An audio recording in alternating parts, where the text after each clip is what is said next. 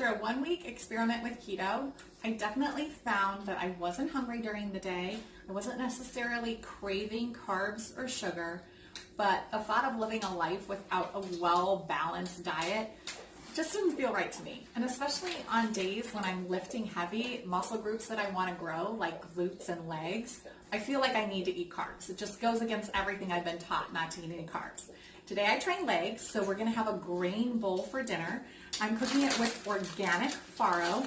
I'll probably only end up having about a 1/4 cup of farro, but I'm going to pack this bowl with lots of veggies. So some farm box fennel from Good Neighbor Gardens that I got last week, some asparagus, some wild mushrooms, and a few other delicious ingredients. I could make this as a vegetarian meal just as is, but I'm going to serve it with some wild salmon on the side. Last week I made the mistake of thawing my salmon out before I cooked it, and it was mushy and gross. So definitely leave your frozen salmon frozen. I buy mine in these individually frozen packets inside of usually a 2-pound bag or sometimes a 5-pound bag. I find these 2-pound bags at grocery outlet for about $5 or $6 a pound all the time in the frozen section, and they're a really good value this way. And I just take out the portion I need and thaw it, and the rest stays in the freezer. Cook farro a lot like pasta. I had about 3 cups of water. I didn't actually measure it. I poured in 1 cup of farro. It was at a boil when I poured it down, but now I have it simmering for 30 minutes, so I'll just leave that continuing to cook. For my salmon portions, I always cook on stoneware just because I find it's easy to clean up, and I like the way it bakes. I just salt and pepper this. It's going in my 400-degree oven for 14 minutes. I am sauteing up 2 cups of sliced mushrooms and a tablespoon of butter. We'll let those cook a couple minutes more, probably about a total of 6 minutes. I also just sliced up my fennel using my Amanda-Lynn, so you can see I got nice thin slices. So shout out to some of my favorite kitchen tools. This is like a simple slicer or Amanda-Lynn, absolute must. When I chop up mushrooms, or I should say when I slice mushrooms, I actually use an egg slicer.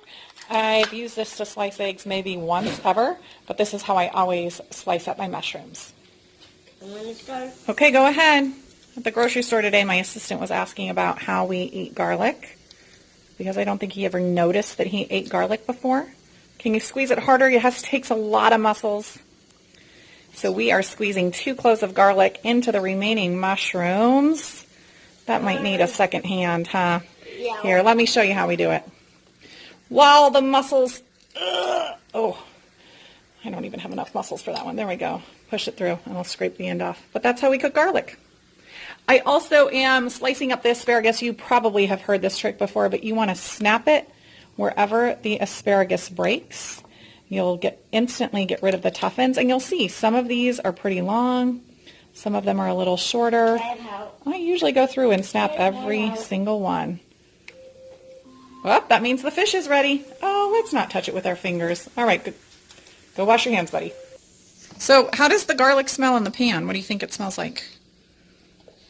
Does it smell, how does it smell?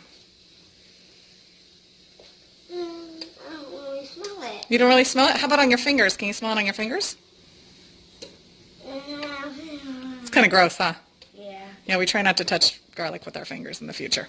One tip from keto that I did like, generous use of butter. So I scooped the mushrooms out, put them in a bowl to the side. I have my sliced 1 fennel bulb, my bunch of asparagus cut into 1-inch segments, threw in the butter. I also am really enjoying all the pink Himalayan salt that I was enjoying last week.